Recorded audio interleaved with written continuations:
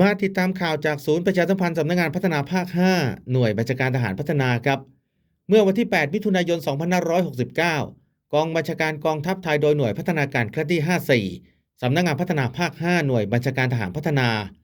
จัดกำลังพลชุดบรรเทาสาธารณภัยพร้อมรถยนต์บรรทุกน้ำลงพื้นที่ให้การช่วยเหลือพี่น้องประชาชนที่ได้รับความเดือดร้อนจากปัญหาการขาดแคลนน้ำใช้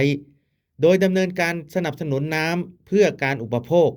เพื่อบรรเทาผลกระทบต่อการดำรงชีวิตประจำวันและแก้ไขปัญหาเฉพาะหน้าอย่างเร่งด่วนลดความเดือดร้อนของประชาชนและสนับสนุนการแก้ไขปัญหาด้านทรัพยากรน้ำซึ่งเป็นหนึ่งในปัญหาสำคัญเร่งด่วนของชาติที่ส่งผลกระทบต่อคุณภาพชีวิตของประชาชนโดยตรงณบ้านลำพุกและบ้านสวายจูตำบลตาเบาอำเภอปราสาทจังหวัดสุรินทร์ขอบคุณภาพและข่าวจากฝ่ายกิจการพลเรือนหน่วยพัฒนาการเคลื่อนที่ 54ผมจ่าสิบเอกพัฒนพงษ์บัวงามศูนย์ประชาสัมพันธ์สำนักงานพัฒนาภาค 5 หน่วยบัญชาการทหารพัฒนารายงานครับ